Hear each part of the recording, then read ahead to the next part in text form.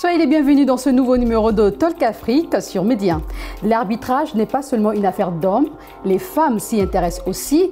D'ailleurs, certaines arbitres ont participé à la Coupe africaine des Nations 2021 au Cameroun. Salima Radia Moukasanga, première femme à arbitrer la compétition, une fierté africaine mais aussi mondiale. Depuis plusieurs années, des centaines de femmes dans le monde s'adonnent à ce métier d'arbitrage dans le football ainsi que dans d'autres disciplines sportives.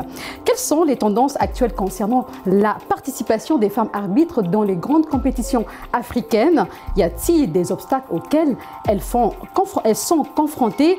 Comment soutenir les femmes qui veulent faire carrière dans l'arbitrage féminin?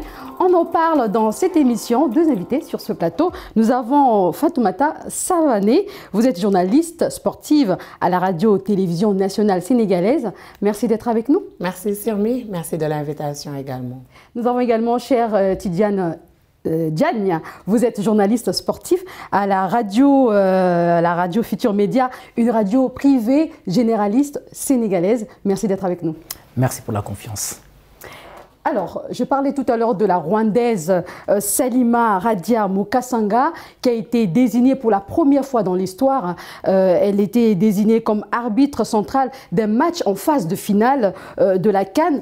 Déjà, je vais m'adresser à vous, Madame Savané. Quelle appréciation faites-vous de sa prestation? Oui, une belle prestation déjà. Elle a arbitré un match pas des moindres, Zimbabwe-Guinée.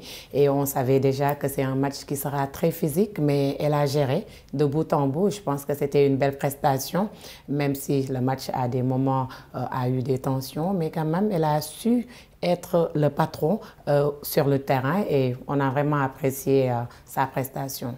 On va dire qu'elle n'était pas seule. Justement, chère Tidiane, est-ce que vous pensez que Salima Radia était à la hauteur?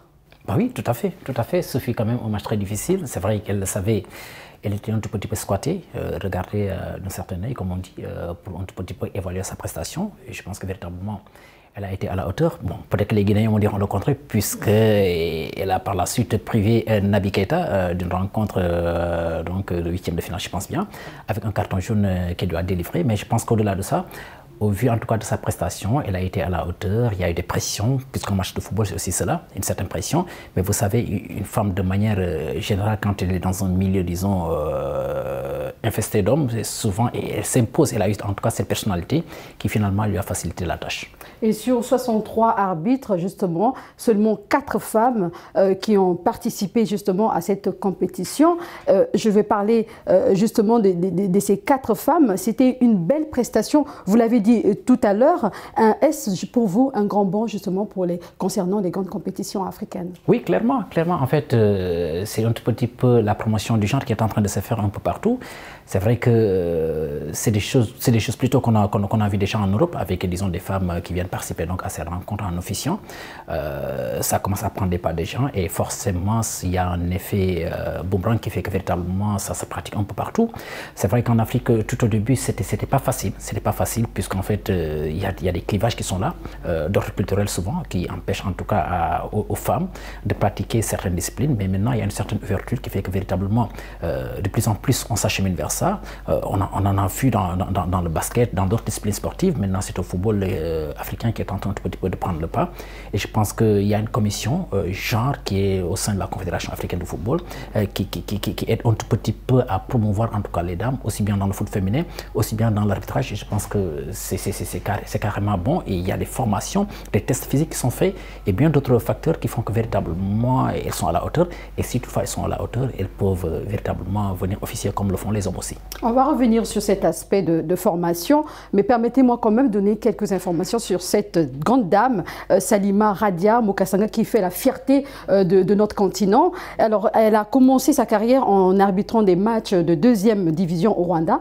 En 2012, elle a été été arbitre assistante à la CAF, où elle a évolué jusqu'à devenir l'arbitre central d'un match international pour le championnat d'Afrique féminin en 2014 entre la Zambie et la Tanzanie.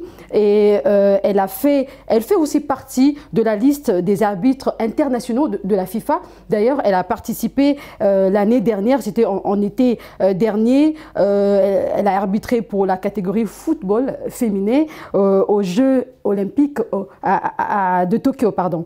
Alors déjà, qu'est-ce que vous pensez de son parcours?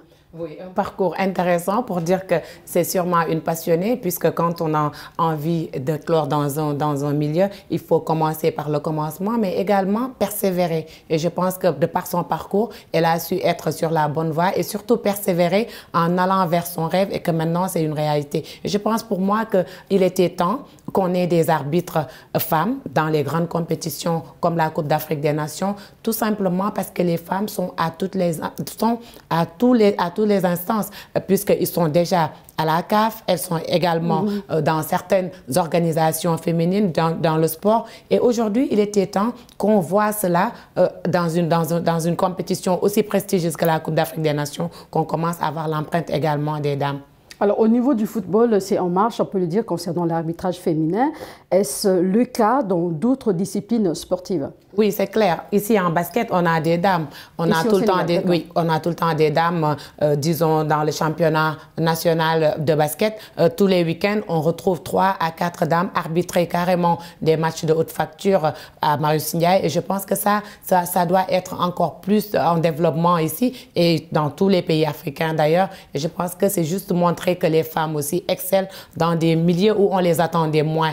Peut-être que c'est physique parce qu'il y a beaucoup de courses à faire, il y a vraiment l'aspect physique et souvent on dit qu'on n'est pas très formé ou bien on n'a pas trop, disons, la forme qu'il faut pour le faire, puisque la femme également, c'est faire des enfants, c'est être à la maison, voilà. Mais en plus de cela également, si on a un rêve, il faut y aller jusqu'au bout. Et je pense qu'actuellement, on est en train de vivre ça. Alors, elle a parlé du Sénégal. On va revenir sur le Sénégal tout à l'heure. Mais ces femmes, d'ailleurs, tout à l'heure, vous l'avez abordé, les femmes rencontrent quand même des difficultés ou encore des obstacles. Chère Tidiane Diagne, quels sont ces obstacles, justement? Bon, c'est d'abord culturel, hein. Vous le savez, en Afrique, il y a des restrictions qui font que véritablement on ne peut pas, disons, exercer certaines disciplines, notamment celles sportives, ce qui fait que véritablement il y a un blocage qui est là dès le début. Mais bon, je pense que maintenant, au niveau des mentalités, ça commence à changer. Comme je le disais tantôt, ça se voit que ça se fait en Europe, que ça se fait un tout petit peu dans la zone Amérique, entre autres. Donc forcément, de plus en plus, on en voit en tout cas des arbitres femmes venir officier. Tout à l'heure, Fatmata le disait, donc au Sénégal, que je maîtrise le plus en tout cas, on a pu avoir en tout cas des arbitres internationaux de football, Fadou Madia, il y a aussi Fatkin Nechun, que je connais assez bien, donc qui ont officié. Malheureusement, on n'a pas eu la chance d'avoir une femme arbitre sur ce plateau. Elles ont officié, mais c'était sous. Mais on vous fait confiance. Voilà, c'était sous d'autres compétitions de la CAF. Donc là, je pense avec l'arrivée de Salima à ce stade de la compétition, ça donne beaucoup plus d'ouverture en tout cas à ces dames qui voudront en tout cas exceller dans ce métier. Et je pense que c'est vrai, au-delà de la culture, sur le plan physique, il y a, disons, quelques obstacles qui sont là, mais je pense qu'à force de travail avec les inspecteurs de la CAF qui sont réputés à la tâche, qui savent aussi détecter, disons, la bonne graine, je pense que véritablement, c'est des dames qui peuvent exceller. Et je suis sûr que par rapport, disons, aux prochaines compétitions africaines qui viendront, vous verrez beaucoup plus de dames, puisque la dame Salima a été à la hauteur. Elle était là, elle s'est imposée avec beaucoup de personnalité, avec beaucoup de professionnalisme, pratiquement sans faute, lors d'un match assez difficile entre la Guinée et le Zimbabwe, je pense bien. Et je pense que c'est une ouverture qu'elle donne aux autres et tout le monde maintenant peut rêver de devenir arbitre international femme. Alors, lorsque vous parlez, on sent cette passion-là. Alors, c'est vrai que vous êtes journaliste sportif, mais j'aimerais quand même savoir quel est le regard des populations vis-à-vis des femmes arbitres en Afrique. Je pense que ça devient de plus en plus quelque chose de normal. Hein. quelque chose de normal. On en voit en Europe, comme je l'ai dit tantôt. Presque souvent on prend l'exemple de ce côté-là, puisque souvent c'est ce continent qui semble prendre en tout cas les devants par rapport à ces questions genre et autres. Donc moi je pense que de plus en plus les gens commencent à comprendre que véritablement il n'y a pratiquement pas, disons, d'obstacle à exercer une discipline. Une femme présidente, on en voit dans le monde. Donc si une femme est capable de devenir présidente, pourquoi pas ne pas avoir une femme capable de devenir arbitre et même d'officier dans certaines compétitions. En Europe, ça se voit, en Afrique de plus en plus, ça se voit. C'est vrai que celle qui a été beaucoup plus mise en exergue, c'est la Rwandaise, puisque c'est véritablement le must de la compétition africaine, la Coupe d'Afrique des Nations, elle a été là. Mais au-delà, après elle, disons, il y a beaucoup d'arbitres femmes qui sont là et qui font de très belles choses et qui sont confortées dans leur position et qui pourraient éventuellement, en tout cas, prétendre à arbitrer des compétitions comme ça. Et je pense bien que si ça continue de la sorte, même pour la prochaine Coupe du Monde, c'est pas exclu de voir une femme africaine, un arbitre femme africaine plutôt, venir officier, disons, dans une compétition comme la prochaine Coupe du Monde qui se profile à l'horizon au Qatar. Alors, à vous entendre parler également, j'ai compris un peu cette parité-là, vous me tendez la perche. Alors, Madame Savané, on voit un peu la parité dans des instances de décision. Et aujourd'hui, est-ce que vous pensez que dans ce domaine sportif, on parle bien de l'arbitrage féminin, est-ce qu'on peut voir ce changement-là à l'avenir? Est-ce que cette parité peut être effective à l'avenir? Oui, ça peut être effectif, c'est vrai, parce que c'est tout simplement une continuité que ça sera, puisque les femmes sont déjà dans le milieu, elles excellent, elles font de belles choses, elles ont appris à s'imposer parce que tout simplement, elles ont envie de faire ce que les hommes ils font. Et moi, aujourd'hui, je pense qu'il n'est plus question de dire que ce domaine-là, c'est réservé juste aux hommes et que ce domaine-là, il faut que les femmes restent de l'autre côté. Ce que je pense, c'est qu'il faut qu'on aille vers ce qu'on veut et qu'on ne se fixe pas de limite en étant juste une femme. Qu'on ne se dise pas que non, ça ne sera pas possible que je fasse ça ou bien que non, si je le fais, on dira que je suis une femme. Non, je pense qu'aujourd'hui, le plus important, c'est de faire ce dont on a envie et de ne pas se fixer de limites et de ne pas laisser les autres nous fixer de limites surtout. Et ça, je pense que c'est un combat à mener pour toutes les femmes qui ont envie de faire du sport, qui ont envie de faire du foot, qui ont envie de faire de l'arbitrage, qui ont envie de faire vraiment être dans des instances de décision, comme on dit, dans le milieu du sport. Il faut se battre, il faut y croire, il faut également aller de l'avant, mais surtout avoir les compétences également. Alors, parce que le plus important, c'est cela, avoir les compétences pour pouvoir y accéder. Donc pour vous, la femme, elle a sa part de responsabilité malgré, peu importe les jugements, elle doit y faire face en fait. Exactement, donc on doit même pas penser au jugement. Il faut faire fi de ces jugements-là. Ce qui importe, c'est d'être dans ce qu'on veut être, mais surtout se donner les moyens d'y arriver, c'est-à-dire d'apprendre la chose, de persévérer, mais surtout d'acquérir l'expérience qu'il faut, le savoir qu'il faut, les compétences qu'il faut pour ne pas dire qu'on va avoir notre statut de femme. Au-delà de ça, on doit avoir juste la compétence, le mérite, et puis voir que ce qu'on fait, on le fait parce qu'on a la vocation de le faire, parce qu'on a appris à le faire. Mais c'est aussi un peu délicat pour une femme arbitre qui met au monde 1 ou 2 enfants. Reprendre la forme, c'est tout un problème. C'est un processus. Et les enfants, heureusement ou malheureusement, on ne le fait pas toute seule. Je pense que c'est à 2. Donc, les hommes qui décident pour nous, pour dire qu'on a fait un enfant, il y a une cassure dans notre carrière sportive, par exemple, ils doivent être également conscients que cet enfant-là, on ne l'a pas fait toute seule. Et que maintenant, le temps qu'il faut, il faut qu'on nous le donne, il faut qu'on nous donne l'opportunité d'exercer ce qu'on veut exercer, mais en nous respectant également notre statut de femme, puisque ça fait partie de la vie. Si on ne donne pas la vie, l'humanité ne continuera pas, je suis désolée. Donc, il faut qu'on fasse ce qu'on a envie de faire, mais également qu'on fasse des enfants pour que l'humanité continue. Mais également qu'on ne nous arrête pas juste parce que nous sommes mères ou bien que nous sommes femmes. Donc, je pense que ça, c'est des choses dont on doit poser le débat pour qu'on sache que être femme ne doit pas freiner nos ambitions, surtout quand on veut évoluer dans le monde sportif. Alors, chère Didiane, je crois que c'est toi qui parlais c'est vous qui parlez, pardon, de la formation. Le département de l'arbitrage de la Confédération africaine de football a organisé un stage de formation pour les arbitres retenus pour la Ligue des champions féminines de la CAF 2021. Est-ce que les fédérations nationales africaines sont déjà dans cette optique pour professionnaliser leurs arbitres?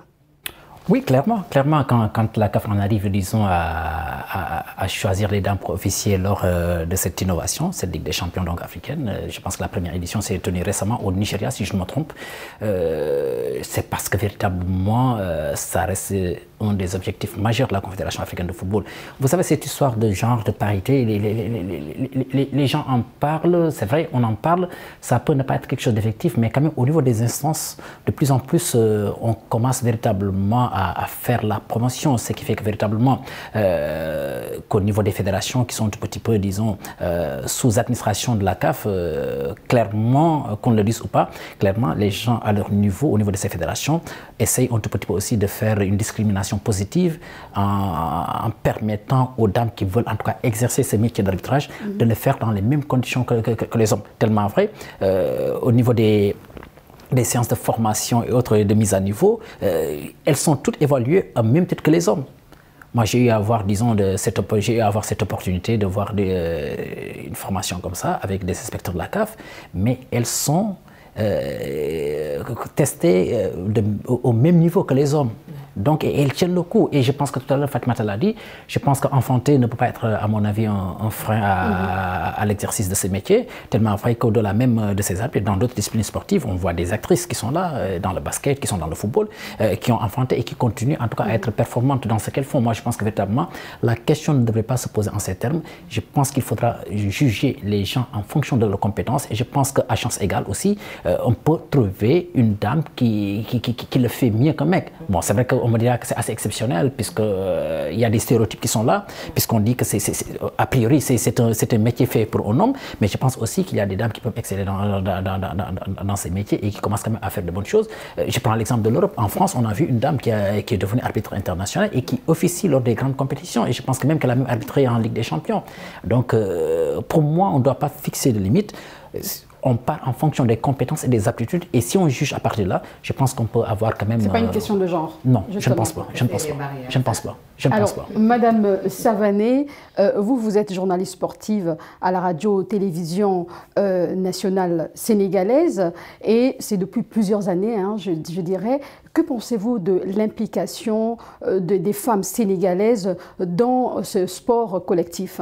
Oui. Bien dans les sports collectifs. Oui, les sports collectifs, les femmes, déjà à la Coupe d'Afrique des Nations, je pense qu'elles sont très nombreuses, les lionnes et les lionnes de la presse qui sont là-bas avec des concerts, des radios privées. On connaît François Seck, Aïssatou François Seck, une collègue, Soda Thiam de la RFM. Elles sont nombreuses à faire ce métier-là parce que c'est une passion. C'est également une envie de servir son pays, mais surtout de servir le sport, mais sous la bannière d'être une journaliste sportive. Et je pense que ça également, c'est un pas pour nous dans le domaine du sport où nous pouvons donner ce que nous savons, c'est-à-dire faire la promotion des sports collectifs, mais également faire la promotion de tous les sports. Et dire que nous sommes journalistes sportifs ne veut pas dire que nous ne pouvons pas aller sur le terrain, nous n'irons pas au stade le samedi ou aller au stade le dimanche ou nous priver de ne pas aller en mission pour aller travailler pour notre organe. Je pense que tout ça, c'est des barrières cassées actuellement et qu'on n'a plus de raison de dire que les femmes peuvent faire ça ou bien ne peuvent pas faire ça. Aujourd'hui, je pense que le véritable combat, c'est quoi? C'est d'accéder à la formation. Ouvrir la formation de tel que tout ce qu'on peut faire, c'est aller vers ce qu'on veut et avoir l'opportunité de le faire. Surtout que la CAF, que les confédérations africaines, que les confédérations internationales ouvrent la formation de sorte que toutes les femmes qui ont envie d'accéder au savoir, de faire valoir leurs compétences, puissent le faire, mais en étant vraiment des choses faciles, que ça ne soit plus des portes verrouillées à chaque fois pour qu'on vous dise que non, vous êtes une femme, c'est pas possible de faire ça, ou bien c'est trop difficile pour vous, vous ne pouvez pas le faire. Je pense que ça, il faut que ça s'arrête pour que les femmes puissent vraiment bénéficier de tout ce qu'il y a comme compétences également. Et nous saluons justement les efforts de ces femmes, des journalistes sportives. Nous parlons du football. Il n'y a pas que le football, il y a également le basketball. Justement, que pensez-vous de l'implication des femmes arbitres dans ces sports collectifs? En tout cas, pour le basket, je pense que maintenant, c'est devenu une normalité d'avoir une arbitre femme dans un match de basket. Même au niveau continental, les femmes arbitrent, même la Coupe d'Afrique des Nations. Donc, on a vu ça et je pense qu'ils font un travail remarquable dans ces instances-là. Et maintenant, ça ne se discute plus. C'est peut-être pour le foot où il y a encore plus de... Voilà, qui résistent encore à ce fait-là. Mais quand même, les femmes, elles sont là et elles excellent. Je pense que si on leur donne l'opportunité comme on l'a donné à Hadia, je pense qu'elles feront beaucoup de bonnes choses dans ces grandes compétitions. Alors, chère Tidiane, vous êtes journaliste, justement, un journaliste sportif à la RFM, une radio privée sénégalaise, je disais tout à l'heure. Au Sénégal, le foot local, je veux dire, a connu sa première femme arbitre en 1985.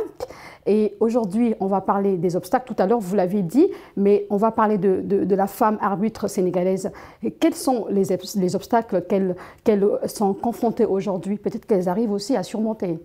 Ben, je pense qu'il y a de moins en moins d'obstacles. Vous l'avez dit tout à l'heure, la première femme à arbitrer en 1985, bon, à cette époque, clairement, c'était beaucoup plus compliqué. C'était beaucoup plus compliqué. Mais maintenant, vous savez, avec, disons, la globalisation, comme on dit, c'est beaucoup plus facile. Il y a moins d'obstacles, à mon avis, quoi. Ce qui fait que, de plus en plus, en tout cas au Sénégal, on a beaucoup plus d'arbitres femmes, que ce soit dans le foot, que ce soit dans les autres disciplines sportives, notamment le basketball.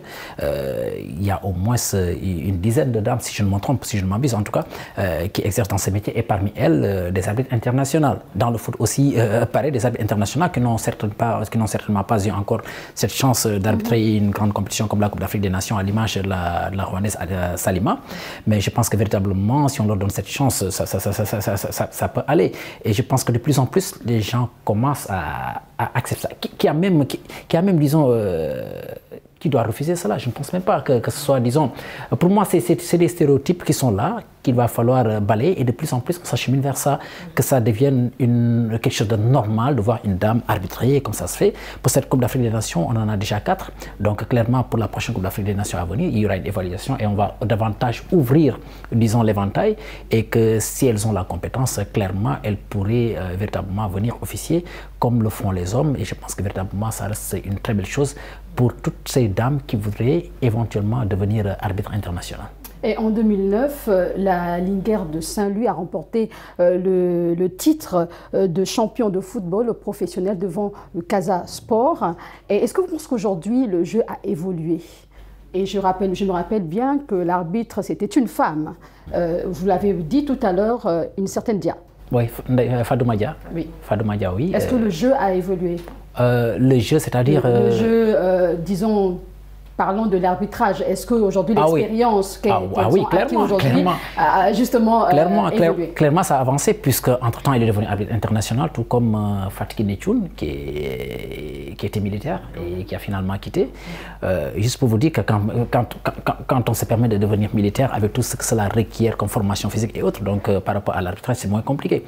Donc, c'est des aptitudes que les gens ont. Maintenant, au-delà, je pense que la chose a considérablement évolué. Elles ont inspiré d'autres dames qui sont venues et qui commencent petit à petit, en tout cas, à officier dans le championnat local sénégalais et qui peuvent véritablement prétendre à aller de l'avant comme le font leurs prédécesseurs, Naïfa Doumadia, entre autres.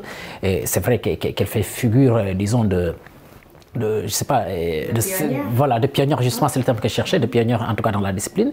Et je pense que sa plus grosse fierté, c'est de continuer à voir d'autres dames venir et officier et éventuellement avoir une carrière internationale digne en tout cas de ce qui se fait. Pour moi, il ne doit pas y avoir d'obstacle à ce niveau. Les choses ont considérablement évolué et que je pense au sein de la Ligue sénégalaise, comment ça s'appelle, de la commission des arbitres ici au Sénégal avec Malandier, puisque vous le savez, le Sénégal a cette tradition d'avoir quand même de très bons arbitres qui ont même officié lors des Coupes du Monde.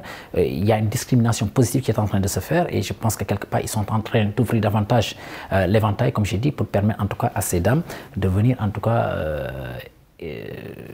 entrer dans ces métiers qui jadis étaient réservés aux hommes, mais de plus en plus, c'est une chose qui devient plutôt normale de voir maintenant une dame officielle lors d'une rencontre de football, par exemple. Alors, vous avez parlé de carrière, justement. Peut-être beaucoup de femmes africaines voudraient faire carrière, mais comment les dirigeants africains pourrait soutenir ces femmes qui veulent justement faire carrière dans ce métier? D'abord, les considérer comme des collègues directement, ne pas vraiment penser que voilà, c'est une fille, mais dire que c'est une compétence égale à mes compétences, moi, homme qui est là en face d'elle. Je pense que ça, c'est un pas et je pense que moi, c'est ce dont j'ai bénéficié à la RTS, puisque mes collègues ne me voient pas presque comme une fille, mais on me voit comme un collègue. Et puis voilà, ça venait, tu vas au reportage au terrain et demain, ce sera le basket. Après-demain, ce sera Galandou Diouf au foot. Je pense que ça, il faut d'abord que ça soit naturel. Et maintenant, ils ne verront plus des femmes, mais ils verront que des collègues, des gens avec des compétences. Je pense que si on dépasse ce cap-là, la formation sera naturelle puisque il faut qu'elles fassent cette formation-là pour évoluer. Donc, nos dirigeants, comme vous le dites, nos dirigeants africains devraient plus s'appesantir sur la formation, la faciliter, la rendre accessible à toutes ces dames qui ont envie de faire ce métier-là et puis de leur faciliter les formations, même au sein de leur quartier. Donc, au quartier, à la ville, peut-être à la localité, aux régions, au pays, juste ouvrir pour que ces filles qui ont envie de faire l'arbitrage puissent le faire et puis qui veulent évoluer dans le domaine du sport également puissent le faire. Et voilà, peut-être que vous avez un mot à dire par rapport à ça, de ces femmes-là, comment les dirigeants africains pourraient soutenir ces femmes-là, que ce soit au Sénégal ou encore dans d'autres pays africains? Déjà, faire une discrimination positive. C'est du domaine des politiques, quoi. C'est du domaine des politiques. Moi, je pense que si on en arrive là, c'est parce que quelque part, certains ont acheté l'idée d'ouvrir la chose pour permettre en tout cas à ces dames d'entrer dans un métier qui était réservé exclusivement aux hommes, aux mecs, pour être beaucoup plus clair. Bon, je pense que là, c'est d'abord ce qu'il faudra faire, une politique de discrimination positive, mais au-delà aussi accompagner. Et je pense que ceux qui doivent impulser cette nouvelle dynamique, c'est d'abord l'instance continentale, la Confédération africaine de football, qui est, disons, arrimée à la FIFA qui fait aussi la promotion du foot féminin. Donc, vous le savez déjà, avec Fatma Samoura, qui est secrétaire générale de la CAF, qui dirige actuellement, le secrétaire général de la FIFA, qui dirige actuellement la CAF. Parce que la CAF est le sous-tutelle, disons, de la FIFA depuis quelques années. Et c'est elle, un tout petit peu, qui drive un tout petit peu les choses. Et moi, je pense que véritablement, si elle parvient à gérer ça, clairement, elle se battra pour permettre, en tout cas, aux dames de s'épanouir dans le monde du sport et du football particulièrement. D'accord. Merci beaucoup, chère Tidiane Diagne. C'est la fin de cette émission. C'est un plaisir de vous avoir sur ce plateau. Alors, nous avons reçu sur ce plateau Fatoumata Savané. Vous êtes journaliste sportive à la radio-télévision nationale sénégalaise. Merci pour vos éclairages. Merci à vous d'avoir fait cette invitation et avoir ce débat-là qui est important actuellement. D'accord. Chère Tidiane, merci également. Vous êtes journaliste sportif à la radio Futur Média, une radio privée généraliste sénégalaise. Merci beaucoup. Voilà. Merci à vous, à très prochainement. C'est la fin de cette émission, vous l'avez compris. On se dit à très bientôt et portez-vous bien.